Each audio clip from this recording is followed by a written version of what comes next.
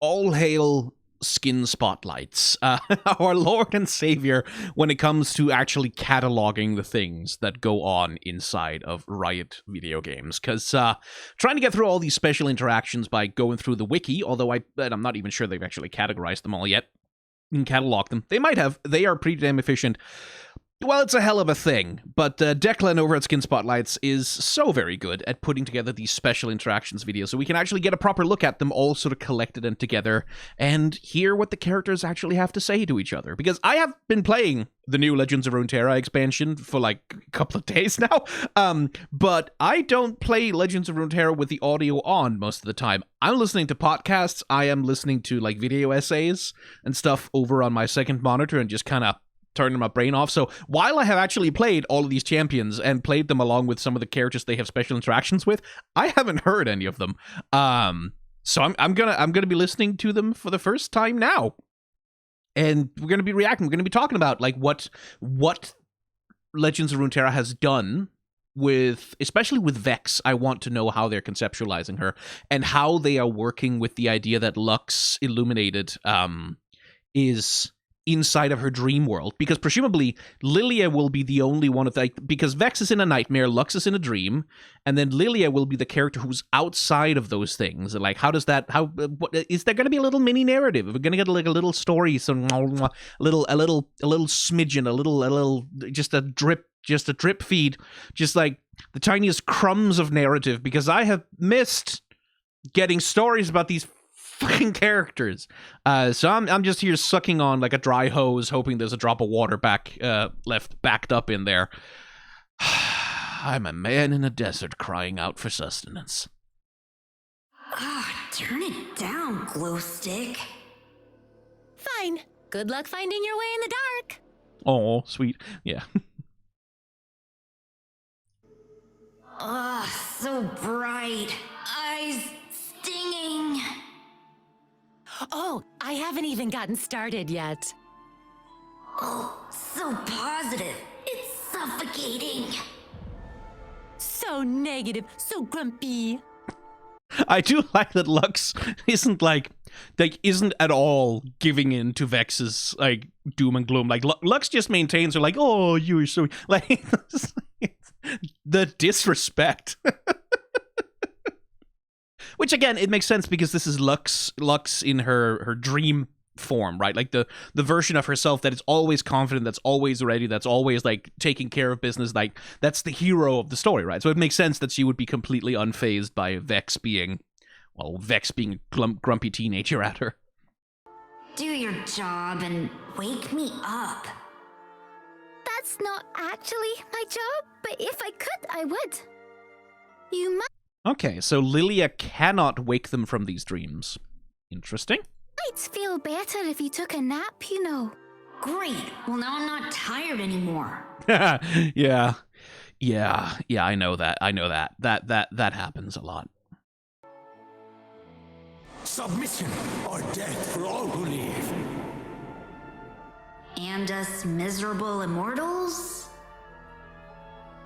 That's the other thing about Vex, right? Her story is she's really, really disillusioned and miserable about the immortality of Yordles, right? Like that she will not ever die, really. That kind of bothers her. And is sort of part of her ennui and her sort of existential hopelessness.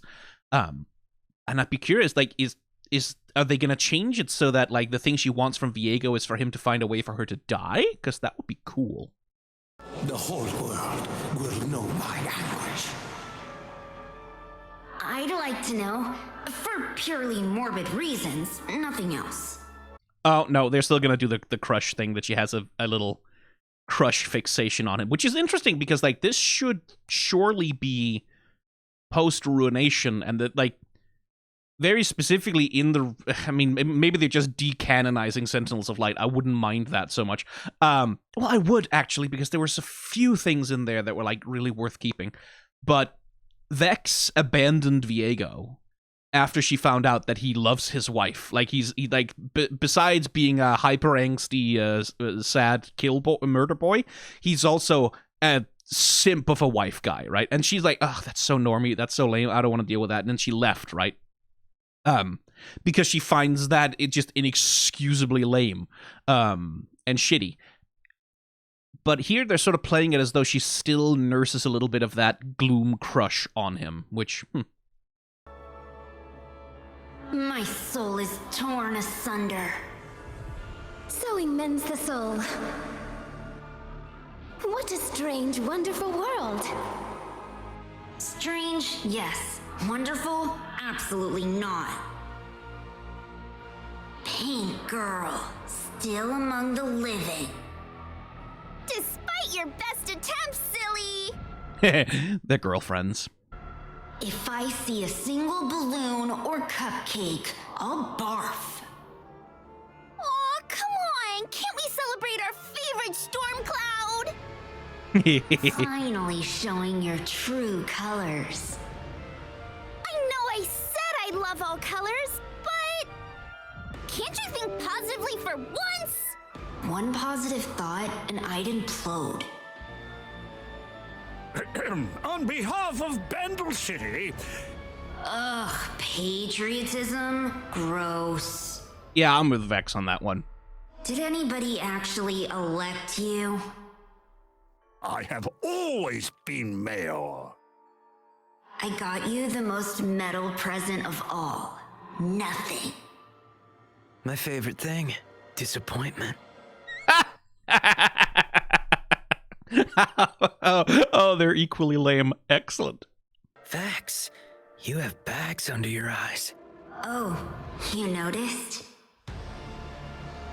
I guess I can do one story. A spooky one. One spooky story coming right up. Uncle Milty is Vex's uncle, and he's always sort of reaching out to her, trying to connect with her, trying to, like, talk to her, trying to cheer her up.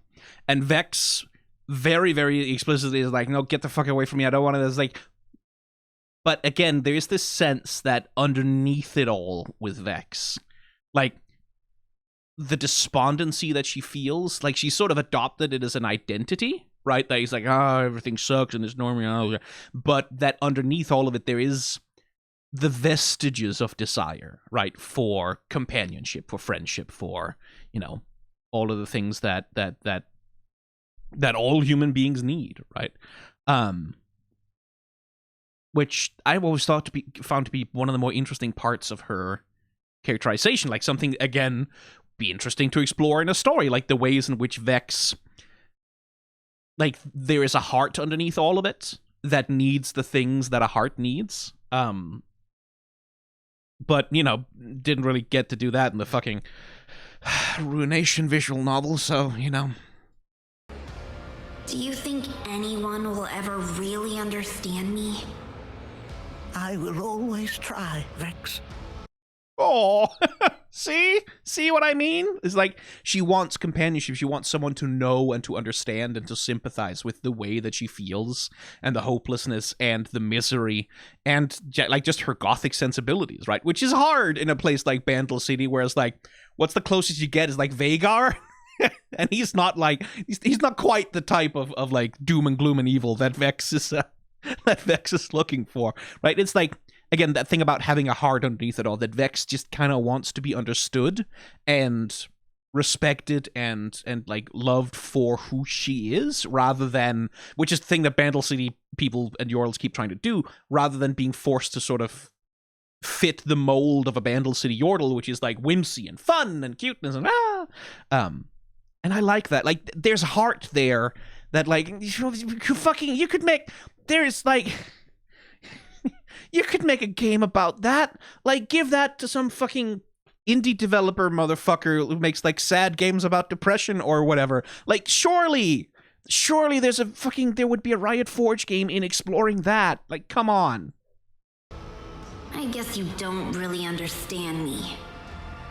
I'm trying, Vex, but you push me away. You're not my uncle, and you never will be. I know you don't mean that. I walk through the ages.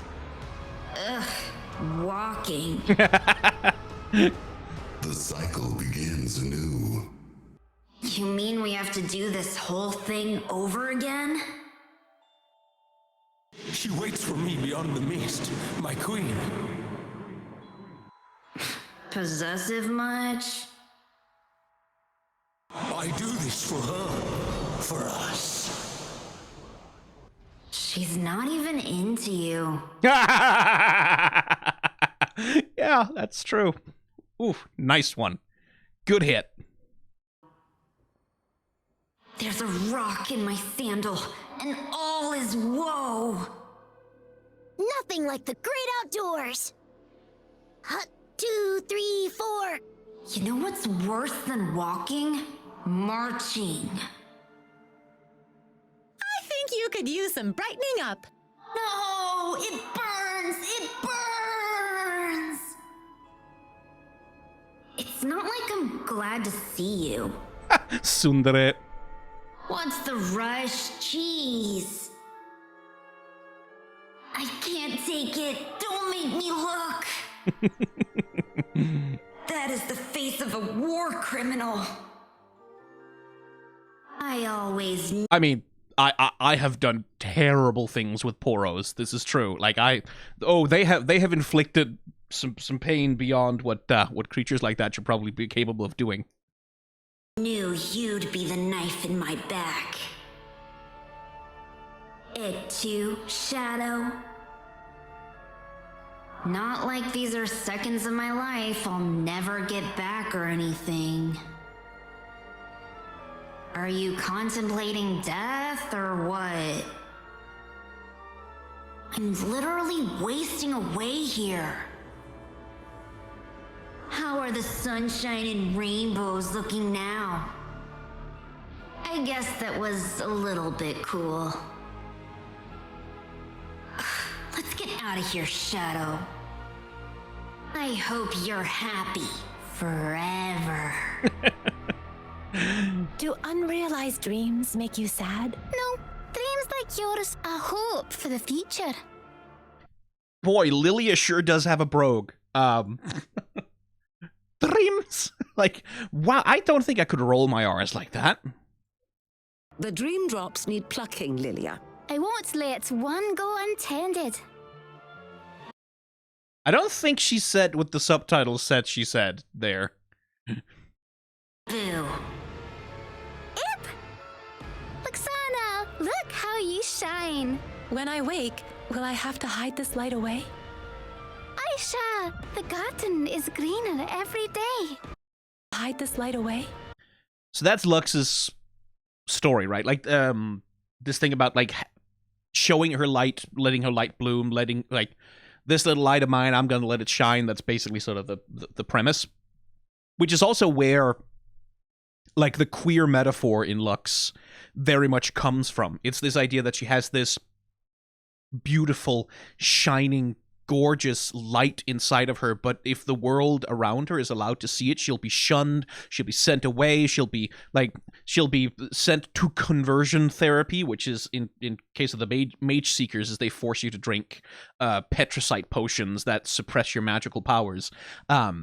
It's like, it's very, very explicit with the coding that it's like, this is a metaphor for queerness, right? Like lesbianism or transness or like whatever it may be, this is a metaphor for growing up queer in a society that refuses to accept anything outside of like its strict particular binaries, right?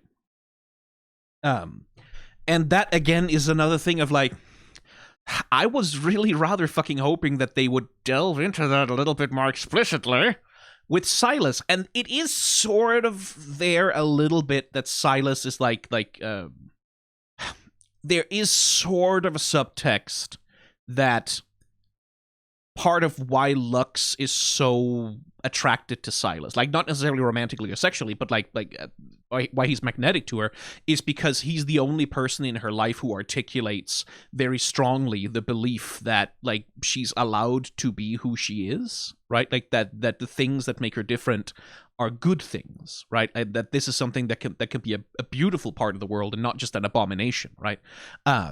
and that Silas in that sense acts a little bit like Lux's queer elder, but the queer metaphor for magic and mage shit, it's sort of, it doesn't quite work with Silas's story as well as it does with Lux, and it was never really explored in the Mage Seeker game, nor was it explored in the comics, and it's like, it's a powerful subtext that's in there and that has been part of Lux's story multiple times. Like, literally, there was a point when her family found out that she had, like, her family knows that she has magic power, right? Like her aunt Tiana Crownguard, who's the wife of the leader of the Mage Seekers, knows that Lux is a mage, right? And there was a point when her family, and I don't know if this story is going to be considered canon anymore, like, literally tried to force her into conversion therapy. Like, literally tried to force her to have, like, a medical procedure, a surgery, that would suppress her magical powers so that they didn't go off in public or something like that and embarrass the family, right? And it's like, so that metaphor was there very, very strongly, and it just hasn't been, like, even though Lux, like, really sort of has been a main character in a lot of League of Legends media, like, for example, Star Guardians, it's never really been brought up. Like, again, there is in Star Guardians, like, this sense of, like, okay, there's definitely something sapphic going on underneath the surface here, but they've never actually pushed on it, like, really. And it's been disappointing to me because it's one of the most compelling parts of Lux's story is how powerful it works as a metaphor for queerness specifically. It's like, yeah, come on, you could give it another shot, right? Aisha, the garden is greener every day. But I needed to tell you, I can't remember. All of the garden is in bloom. But black feathers blight the soil. Oh, Sprite Mother, I was just... Enunciate now. How will the lake lilies hear? Even the gloomiest sprites still lead the way. As long as they take me far, far away from here. Balance in all things. Even in dreams that go topsy-turvy. I am lightning. I break the wind. I am... It's still funny to me that he has, like, I am lightning, I fart the farts. Yeah, sure. Yeah, well. Lilia, I break bad dreams. Doom is my instrument.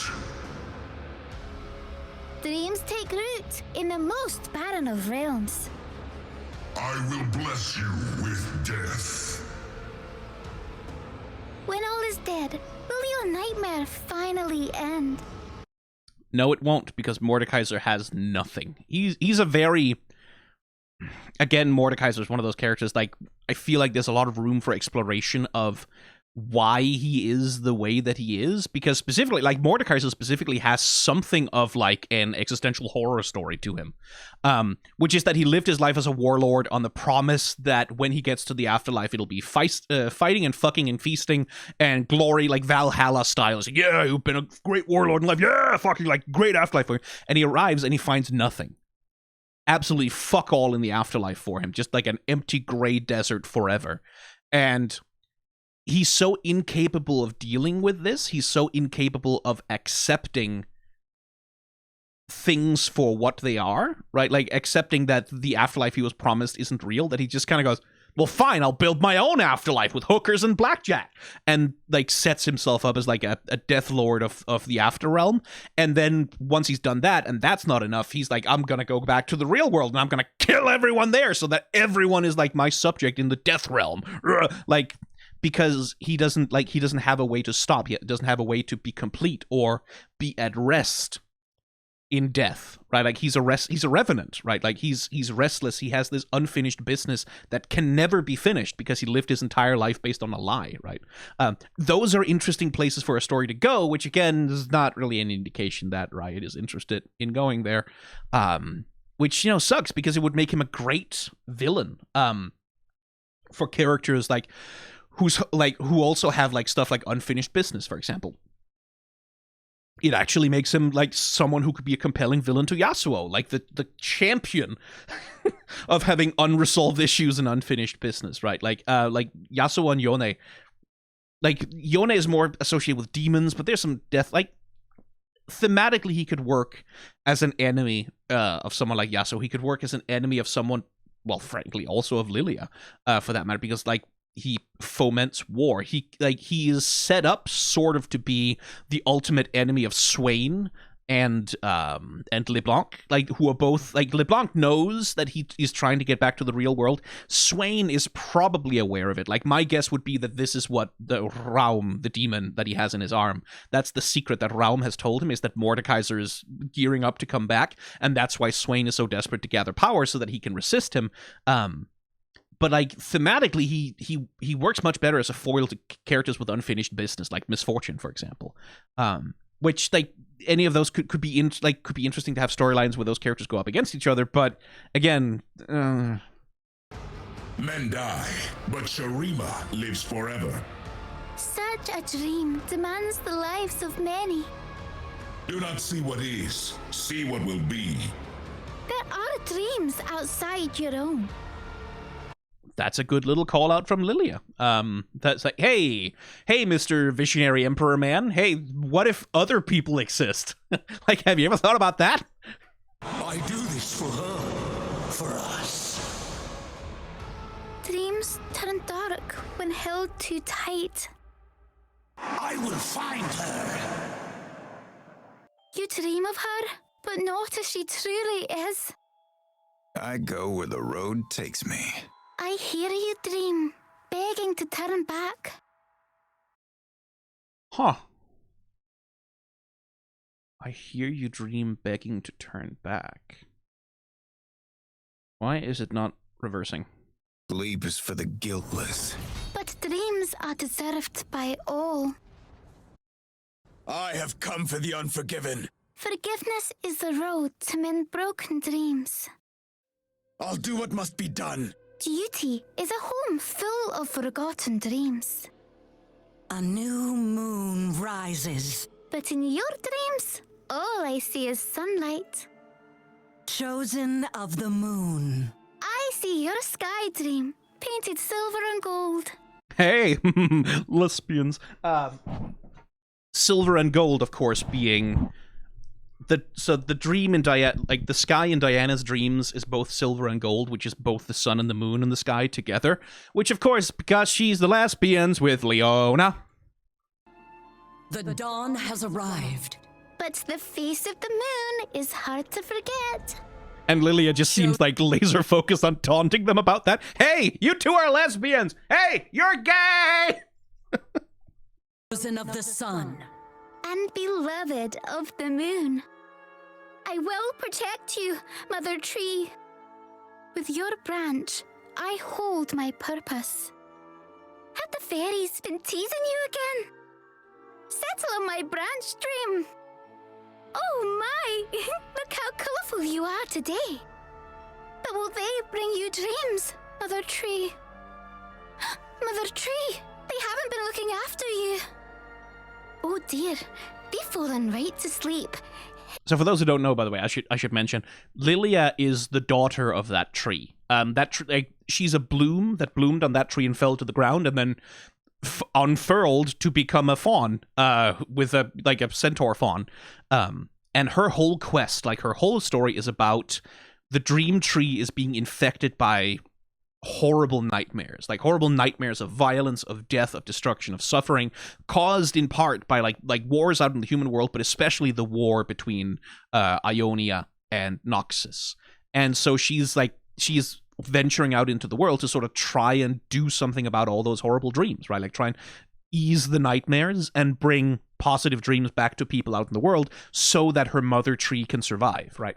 Without being poisoned to death. Which, again, it's a really compelling narrative arc for a character to go through. You could base comic books and novels and webcomics, and you could do any of a billion things with that wouldn't even need to involve any other champions if you didn't want to. You could do so many things with it, but... Hello? Wake up!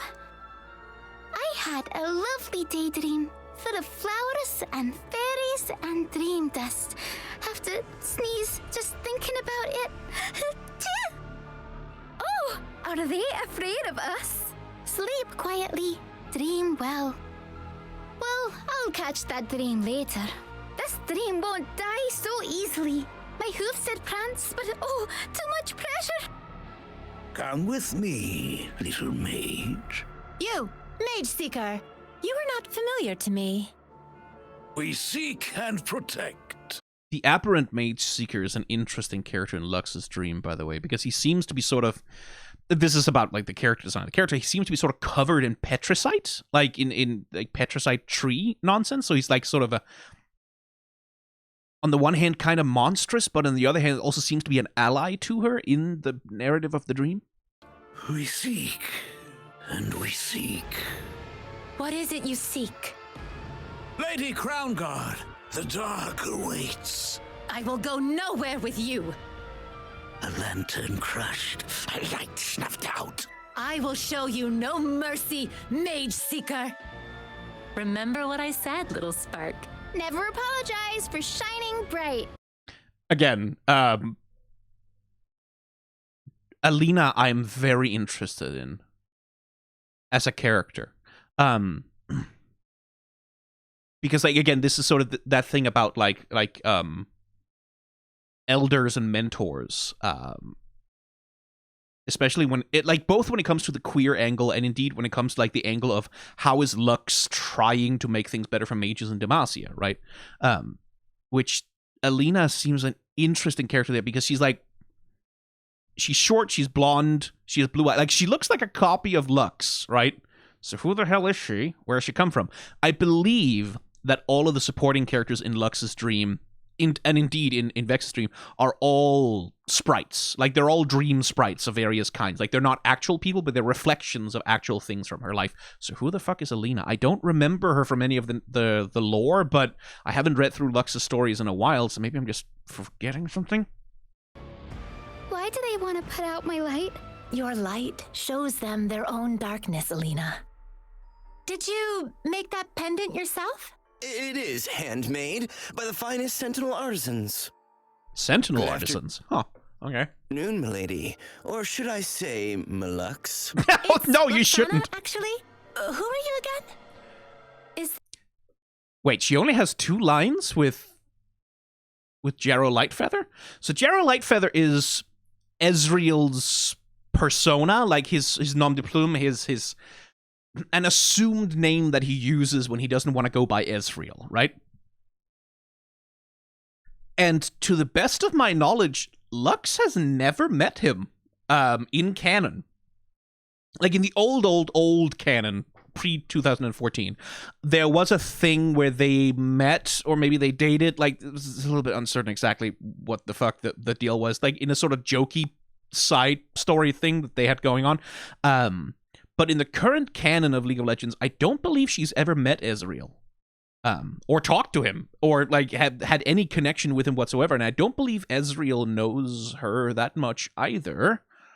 But there's a lot of sort of jokey joke content about like Ezreal sort of having an unrequited crush on Lux. And there's like, again, skin lines that obviously put them together in the same places, like Battle Academia and Star Guardian.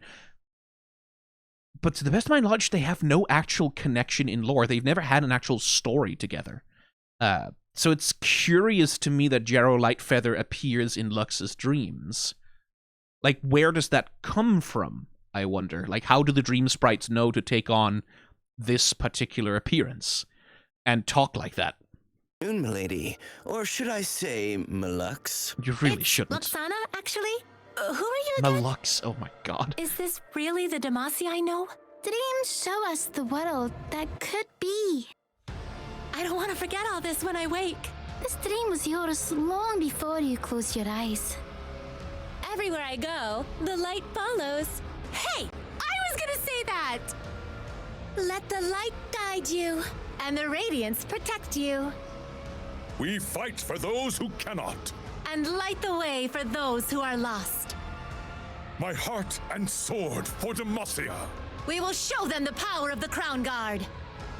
Locked, loaded, and ready to rock it. Now that's the type of enthusiasm I like to see. Reporting for duty. And ready to shine. Interesting that she has voice lines with Tristana. Because usually, like, voice lines for champions in Legends of Runeterra are usually apportioned by, like, whether or not there's a reason to play these characters together on the board, right? Like they'll have antagonistic voice lines with various characters that might be their enemies, but usually supportive voice lines have a tendency to bias towards, well, you would want to put these two champions in a deck together. I don't know that you would want to pair Lux with Tristana, especially. Like, I don't really know what the overlap is supposed to be there. Huh. All right. The eye of twilight sees all. Tell me then, does the world ever get kinder to us? Like, Shen makes a little bit more sense because, like, he grants keywords, right? Like, he procs off the barrier that Lux can give herself. And he grants keywords when he supports. And support, like, it's like, it makes a little more sense. Those two characters would... Two worlds, one balance. If only more people sought the harmony you protect. Here's where we make our stand. Together, against the darkness. Kai'Sa also is a good fit for her because, like, Kai'Sa triggers off of keywords and Lux dumps keywords on everything that she supports. So, like, yeah. I wonder. They would also pair up well in narrative, I think. Like, if there ever was an invasion of the Void in Demacia and Kai'Sa somehow found her way there, like, they would have a good character dynamic, I feel. Especially because, like, Kai'Sa is so fucking fatalistic and negative and, like, dark, and Lux is such a fucking hopeful little spark of a spirit. Like, they make a good pairing. Like, in a way that, like, where Talia is more practical, Lux is much more sort of starry-eyed idealistic. Like, she would make a good addition to that friend group. There's still time. There has to be. You are not alone, Kai'Sa. Not this time. I shall lead the way. We will lead the way. Hold nothing back. Never have, never will. Don't blink or you'll miss me. Will I? Time for a true display of skill. Wow, amazing. I'm awake. Must be some magic. Okay, I don't think that's Poppy. That's Galio. That's a little accident there. But Galio and Lux are friends, by the way. Because Lux is the only mage currently in Demacia who can wake him up on her own. Like, Lux has so much fucking raw magic potential inside of her that normally for Galio to awake, there needs to be, like, multiple mages, like, throwing spells around. Like, it needs to be a battle situation, right? Before there's enough ambient magic energy for him to actually animate. Lux can just kind of be near him, and just the sheer aura output that she's got going on will wake him up, and so they are friends. And when Lux was a little girl, she used to go and, like, cry under Galio's wings because, you know, she was fucking miserable being a mage in a world that hates mages, and he sort of helped her out and talked to her and cheered her up a little bit and was her sort of imaginary friend who's also like 150 feet tall, a giant kaiju puncher. Which, again, I love their relationship so much. I really, like, it's some fucking Iron Giant shit, right? Where, like Lux literally gives Galio life, right? And is capable of letting him experience the world outside of war, right? Like, normally it takes a war to wake him up, but she's able to give him, like, access to the world without war. And he, in turn, is, like, able to be completely non-judgmental and just be there for her in a way that's not poisoned by Demacian culture and politics and shit like that. That's a great fucking relationship. That's an amazing relationship, which there are some stories about it. Like, Riot has published a few narrative pieces that sort of put Lux and Galio together, but oh my god, I need more. I need so much fucking more. Like, you can't drop that on me and then not explore it. You asshole, you bastard, you scum. Only the day-brightening, rainbow-making kind. How long was I out for? Too long, but I'm glad you're back. My heart and sword for Demacia. Try to keep up, Garen. For justice, for Demacia. Are you lost again, Garen? Confine and contain. You dare detain a crown guard? Take a look at this. I see no crime being committed. Magic has no place here. Magic is Demacia's greatest strength. Nothing to worry about if you have nothing to hide. I will not see a prison cell for the person I am. We strike now. You would stand against your own niece. She would. A crown guard never falters. Maybe they should. Tiana's a cold bitch. She does not seem to have a lot of kindness in her heart. All these dreams, they're beautiful. My Demacia is somewhere upon that tree. Here we have a bead of water. You can see how the light bends as it enters. You can't see that? Oh, well, anyway, I throw a little refraction in there and look, a rainbow. It took me a long time to learn how to do that. I do like the slightly autistic coded info dumping. That's nice. Well, speaking of this little light of mine, I'm gonna let it shine. Yeah, there it is. That she just hummed it very explicitly. I won't apologize for my strength. No match for a crown guard. Come on, I'll go easy next time. Without darkness, we can't know our own light. Light bends, but it never breaks. I don't trust the likes of you, sir. But you know me. You've always known me. I am not assured that you are a mage seeker at all. Yeah, this skin, it is. Oh, that's interesting. What is he then? What is he? Everywhere I go, the light follows. And so will I, but not in a weird way. The sun is You wish. shining. We should too. I will shine with unmatched incandescence. Finally, a worthy ally. Tell me your name, sir. I thought you'd never ask. Time for a true Tell me your display of name, skill. sir. Oh my We god. stand in He's a fucking reply guy. He's such a fucking reply guy. awe of a mighty explorer. What an eclectic assemblage of blossoms. Oh my god. I need to get this artifact to my gallery. I want to give him a swirly so bad. This fucking nerd. Oh my god. Oh, Mr. Root, you almost tripped me. I just wanted to be crushed into nothingness. No, you fucking didn't. Really? I don't want to be as tall as Mother Tree. Don't be silly. You'll wear clouds for clothes. I wish I could forget it all. Perhaps then you would forget to mope too. Don't you ever feel hollow inside? Only on weeding days. I hope I never get that old. You know that feeling, like you'll never be enough? You think dreams are beautiful? You haven't seen mine. Did they fucking do the I wanna die muffin?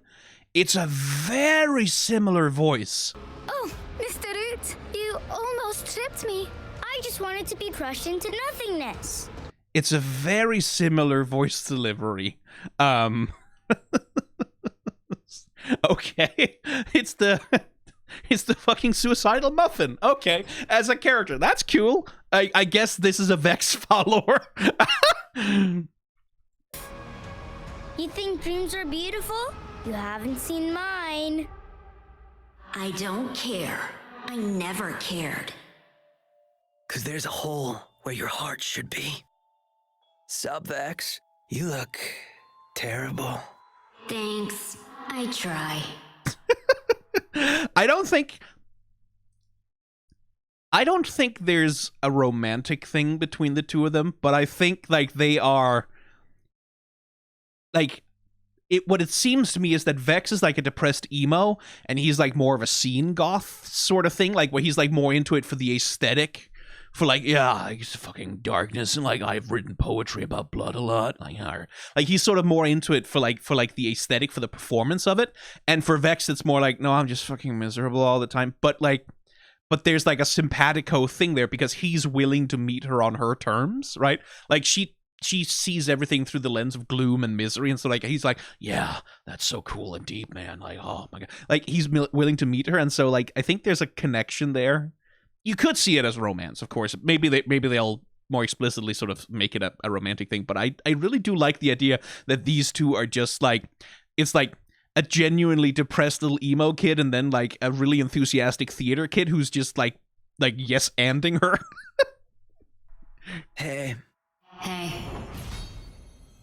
Do you think hate can bloom on the battlefield? Oh, fuck off. Only if your corpse enriches the soil. Do you think hate can bloom? You fucking quoting Metal Gear? You're fucking quoting Metal Gear at me? Oh my god.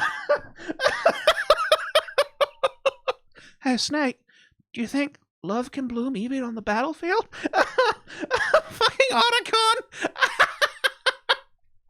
Oh, man. Okay. Okay, that's good. That got me. I concede. You are not a good influence on my niece, young man. Take it up with her. I'm not her keeper. Good boy. You know, a poem is a lot like a story. Stories are shallow. Poems have depth. Yup, theater kid. I called it. I fucking clocked him. Theater kid. Oh, theater kid. What are you doing over there? Not cool. I didn't know what else to do, Vex. I only want what's best for you, Vexy. You don't know what's best for me. We begin with a cursed flute made of bone. Do your ears bleed if you play it? Think of what you miss out on, Vex. That's the whole point. Another day in the field. I do like the relationship between Milty and Vex a lot. I really do. Because, like, it is that thing of, like, two people who clearly care about each other, but who just can't quite get on the same wavelength. Like where they're trying to find some place where they can meet with each other, and the place that they can meet is in literature, right? Like he can at least read her stories, and have that kind of bonding time with her in a way that's authentic to her, that meets her in the places that she needs to be met. And I really like that. That feels like very sort of that feels very emotionally real. That split, that schism between Uncle Milty and Vex. And I just want you to tell the story, Riot. I just want you to tell the stories of these fucking characters, please. I'm begging you. I am deep-throating this fucking hose, just hoping for drops of water in there. Like, give me a drink. I am begging you. Here's a yodel with stories, not all good ones. Reporting in. Still using that pan for things other than frying? Ah, you must know the way to my Vexy. Adorable. Gloomy, but adorable. I know. I'm trying to get her to visit. Vex insists that it is not a phase. Mr. Mayor, you're in top form today. What an inspiring specimen of youth. Got your speech written for Vex's big day? Written? Never. I have it all memorized. You're so dispassionately macabre. Wow, you really get me. Gigi, we still going thrifting tomorrow? Dude, not so loud. Vex can't. There we go. I fucking called it, you little theater kid. I called it. I knew it, poser. I don't think he's really a poser, but it's I like that too. I really do. I like that too. Like the fact that Vex is genuinely fucking depressed and real deep dark down in it, and that he is putting on this persona in part as a means to reach her, right? As a means to, I really like that it is this little friend group where they care about Vex. They're trying to, she's trying to cheer her up all the time with parties and shit, which doesn't work so well. And he's more sort of trying to empathize and yes and her. And it's that's cute. That's good character dynamics. It's almost as though you should tell their story. It's so frustrating. I can see the shapes, the outlines of some really compelling narratives here. Just please fill in the fucking blanks. No, we hang out. I really hope Vex comes to the party, Uncle. But she just might need some convincing, my dear. Vex will never say it, but I know she loves you. Well, I certainly love her like my own. V, how's my favorite best friend? I I don't do friends. Yes, you do. Enemies only. You do, friends, Vex. Come on. You know you do. But we can call it enemies. You still haven't RSVP'd to your own party! Learn to take a hint. Mr. Mayor, a few words on the yodel spirit. A yodel is as a yodel does. Go over there and block something with your face. I think my biceps are better suited for the task. I brought you my ballot, Mr. Mayor. This just says no over and over again. Look, meathead, there's a weight over there. Where? Art is essential to our civilization. Take your shameless lobbying elsewhere. I must ask, have you written of our glorious city? Society suffocates art, old-timer. Miltonius, my old friend. Oh, but it's Milty, Mr. Mayor. I must care for all my citizens. No thanks. Not one of your stupid citizens. I should make a speech. Where's my speech? I've left mine at the rack a time or two before. I really... The Beefcake Mayor, I haven't commented on it, but it's genuinely a really fucking funny version of the Yordle Mayor.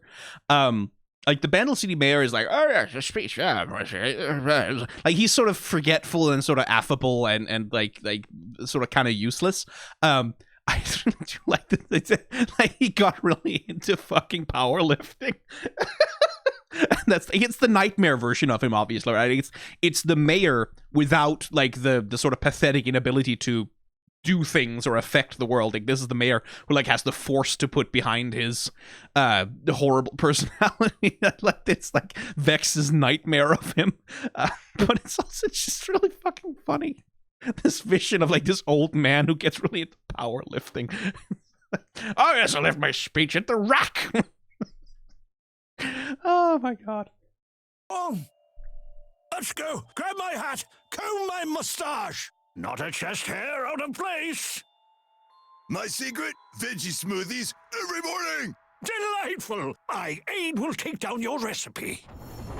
Swamp Patrol, ready to roll. Are there sign-ups? Even arboreal yordles have my advocacy. I do appreciate how you never ask for anything. So I think, again, there's a little bit of a card error there. I think this little Gloomist card, I think it's supposed to be Vex's... so there's a card that Vex has that is like Mr. Stump and Mr. and Miss something. And they're basically like a pair of tree stumps that Vex has kind of dressed up like her mom and dad, and she talks to them and sort of swings on their tree branch arms while pretending that she definitely doesn't miss them and like she's not like upset about anything and she doesn't need them to comfort her. And it's heartbreakingly sad. But I guess this card is sort of being used as a placeholder for that. I'm not sure. How you never ask for anything. I must admit, none of my thumbs are green. Is that a bug? Squish it! And here I thought I could count on your support. Was it the lack of action on reforestation? Jero Lightfeather, defender of women and children everywhere. You're weird.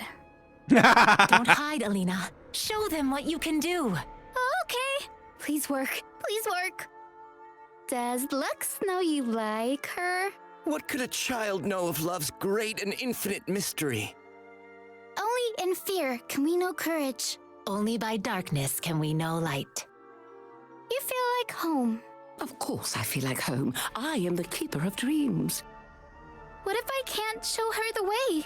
Take heart, sprite child. You are the way. Right, which is the thing of like, these characters are sprites, right? Like that are trying to help Lux through her nightmare, right? Which again makes Alina interesting as a character to me because like, is this Lux projecting a version of her own younger self? Like where the fantasy is the one of where she gets to go back and like help herself and protect herself, shield herself from all the grasping hands and all the nightmares that sort of surround her, and like show her that the light inside is true, and like it doesn't need to be something to be afraid of. Like that she gets to go back and sort of reclaim her childhood in that way. Is that the dream? It's like, that's interesting, real interesting thematic ground to sort of step on. Elaborate. You're a sprite in a pot with a plant? I've got it. You're a potted sprite lamp. Hey, little guys. So the light really does follow? Now they'll think twice about messing with us. Does it ever get cramped in there? Let's lead together, Mr. Sprite. How many dreams today, Lilia? As many as I could catch. Mother Tree's leaves rustle and whisper. To me as well. Something is not right. I think it's rustle and whisper, not wrestle. It'd be very funny if they wrestled, though. It's the top leaf with the steel chair! Aisha, do you still have that weed killer? Stop asking me that. Does it hurt to grow up, Aisha? Sometimes, but staying the same hurts more. This is true. These roots my strength, these blossoms my calling. Mother Tree, I will not fail you. What a pretty lamp you live in, little sprite. By the way, as far as I can tell, I think Ophelia's, given the relationship, is technically Lilia's sister? Light their paths, Dream. Show them the way. Tell me the garden's gossip. You know I'll forget anyway. Scare these sprites off. Sit up, Lilia. A dream doe. I told you there's no more room in my bag. No, I haven't forgotten your clover chews. Sit up, Lilia. Dream doe never bows her head. Yes, Sprite Mother. I'll do my best. Even shy fawns must find their footing eventually. I know, Sprite Mother. I'm not a fawn anymore. You must watch out for our Lilia. But how can I watch? My eyes are just holes. My brain is full of unburned leaves. Nonsense. Every bloom is to be celebrated. Aisha, dear, the sprites are all aflutter. I wonder what's upsetting them. Darling, there are sprites falling out of your bag. Honestly, they are so clingy. Dear old tree, how feels the sun today? Without you, old friend, this world would be terribly real. Might you have any powder for these old wings? Sing to me of little lost dreams far away. You've put the sprites all out of sorts. Remember, we braid with daydreams and wishes. To dabble in dreams is a dangerous path. I must admit, I miss your whisper and creak. The sprite child! The light searing! What's wrong, mister? Light searing, I think it is. I'm curious about the aberrant mage seeker. I really am, because it seems to be a nightmare creature, right? Like that sort of seems to be the idea, is that this is some kind of nightmare that's wearing the skin of a mage seeker kind of thing. Little light, big dark. Even the littlest light can lead through the dark. Which sort of implies that it's a demon? Maybe? It wouldn't be Nocturne, though. It wouldn't be able to be Nocturne. Unless it is like a minor, like maybe a minor follower demon of Nocturne, the same way that Evelyn has a bunch of follower demons. My sprites are acting kind of funny. She sees it. She knows. Darkness consumes. Scatter the light. It could swallow them whole. Feast. Firefly between its palms. The shadows grow. Real curious about that motherfucker. Real curious, because he's clearly some part of the nightmare. That's my best guess, anyway, is that that's like a minor follower demon of Nocturne, who is like playing around in Lux's nightmare, her dream, trying to mess with it. It wouldn't be Nocturne himself, though. Nocturne himself is too powerful to, like, be confined to, like, a minor form like that, I think. But, like, I don't know. Because the other thing is that characters were talking about crow feathers, and we see those in the backdrop of multiple of the splash arts for the skins, that they're, like, that like, there's dark crow feathers, or bird feathers, anyway, somewhere in the background, which sort of implies fiddlesticks, right? Like, because that's the crows and shit, that's kind of his thing. Whereas if it's ravens, then it's Swain, but I don't know why Raum would have any reason to mess with Lux's dreams particularly. Could be Raum. Like, it could be that this is, like, Swain sort of reaching into the mind of a crown guard, hoping to gain some kind of ally or asset in Demacia, but it seems odd. It seems like that would be a weird thing for him to try and do using that demon's power. Trying to extract secrets from her, maybe, somehow? Like, secrets of Demacia's defenses? I don't know. Curious. I am very, very curious about the Aberrant Mage Seeker, about exactly what he is. I'm curious about what the narrative of Lux's dream is, and to find that out, I suppose I'll have to take a look at all the cards. So, I need to find some time one of these days to do an actual big-ass Legends of Runeterra card review stream for the new set. Because there's some really nice art in there. Like, again, like I said, I've been playing the game, and I've almost managed to buy all the new cards already. And there's some really nice art in there. There's some really good artwork, some really interesting stories that might be being told there. And it's just, again, my infinite, endless frustration that rioters, the writers at Riot, are allowed to put out these snippets, these little teases, these hints, these bare implications of a bigger, better story underneath. But we never actually get to fully see it play out. Because I guess you can't sell skins with that, or fucking whatever. I made myself sad.